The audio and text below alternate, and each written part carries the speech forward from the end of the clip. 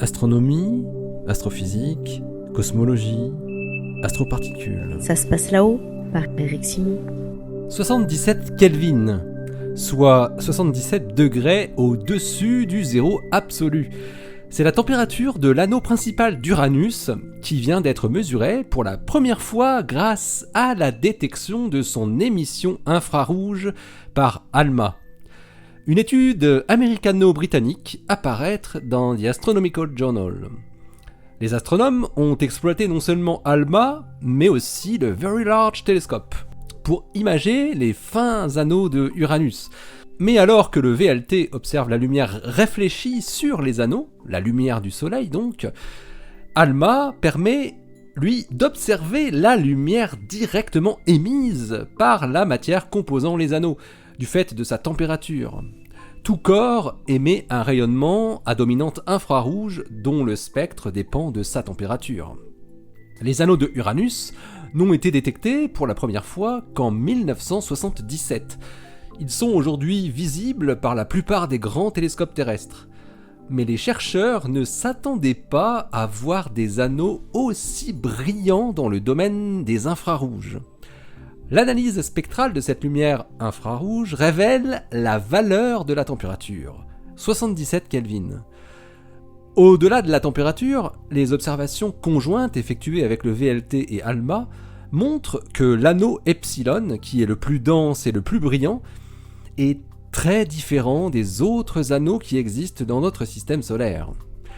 Tous les anneaux, dignes de ce nom, qui sont connus, que ce soit autour de Saturne ou de Jupiter, sont composés d'une multitude de grains dont la taille est très variable, mais comportent toujours des particules très petites, du micromètre à la dizaine de mètres pour Saturne et de l'ordre du micromètre pour Jupiter. Or, l'anneau epsilon de Uranus, lui, est composé de grains rocheux dont les plus petits ne sont jamais plus petits que quelques centimètres. Les planétologues Edward Moulter de l'université de Berkeley et ses collègues ne comprennent pas pourquoi il en est ainsi. Pour eux, il existe deux possibilités. Soit un mécanisme à expulser les petits grains de l'anneau principal d'Uranus, ou bien les grains sont en train de s'agglomérer entre eux. La connaissance de la température de l'anneau va en tout cas permettre de mieux modéliser sa formation et son évolution.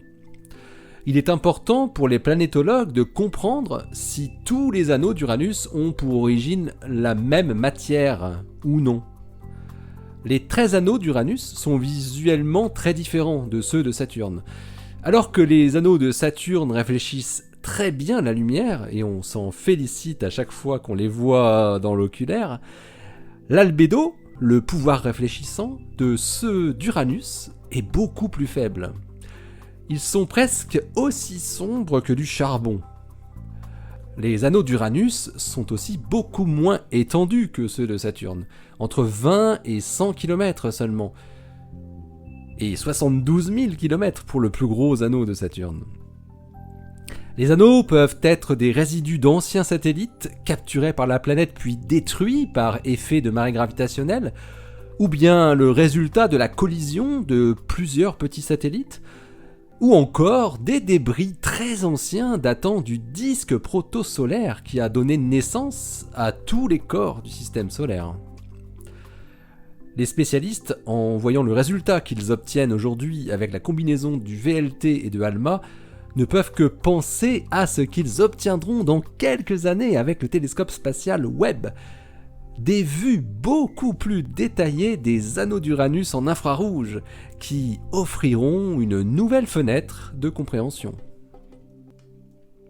L'article de Edward Moulter et ses collaborateurs a été accepté pour publication dans The Astronomical Journal, et il porte le titre Thermal Emission from the Uranian Ring System. Allez, d'ici la prochaine, portez-vous bien, restez bien les yeux vers le ciel et les pieds sur terre.